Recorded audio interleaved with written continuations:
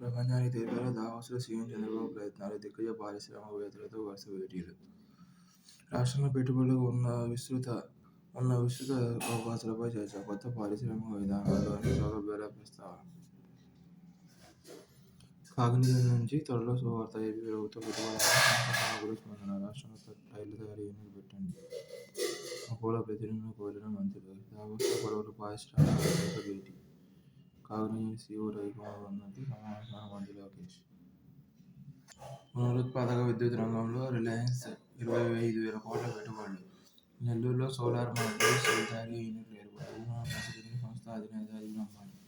కొద్ది రోజుల్లో ప్రభుత్వానికి ప్రతిపాదన.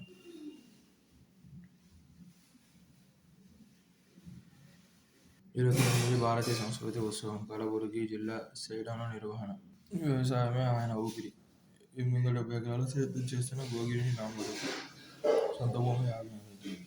ఇనుప యుగం మొదలైంది తమిళనాడులోనే. 5,300 ఏళ్ల కిందటే అక్కడ కోత ఇనుము సాంకేతికత. ఆ రాష్ట్ర సీఎం స్టాలిన్ వెల్లడి.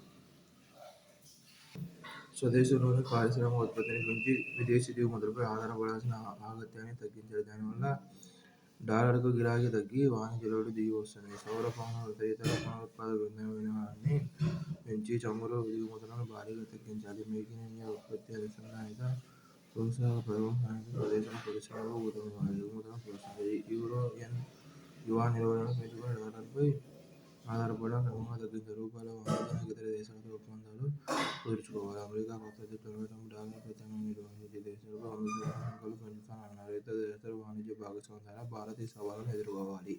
ఇన్కాయిస్కు సుభాష్ చంద్రబోస్ ఆపద ప్రబంధన పురస్కారం ప్రకటించిన కేంద్ర హోంశాఖ. రూపాయిపై జోక్యం వద్దు, ఆర్బీఐ పూర్ణ గవర్నర్ల సూచన. ట్రంప్ రాకపై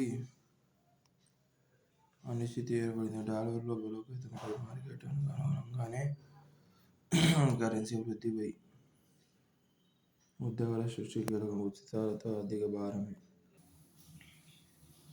స్వలింగ వివాహాలకు చట్టబద్ధత.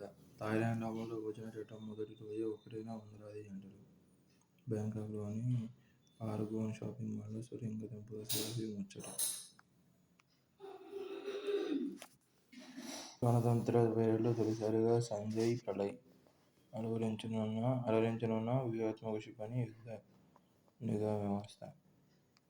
అమెరికాలో ఉత్పత్తి చేయండి, లేదంటే టారిఫ్ కట్టండి. Bahamas great Abaco classic golf title నెగ్గిన తెలుగు సంతతి కెనడా గోల్ఫర్ సుదర్శన్. 97వ ఆస్కార్ నామినేషన్ ప్రకటన. రికార్డు సాధించిన స్పానిష్ మ్యూజిక్ థ్రిల్లర్. ట్రాన్స్జెండర్కి దక్కిన తొలి నామినేషన్. ఇండియన్ షార్ట్ ఫిల్మ్కి నామినేషన్. ది బ్రూటలిస్ట్, విక్టి చిత్రాలకు 10 నామినేషన్స్.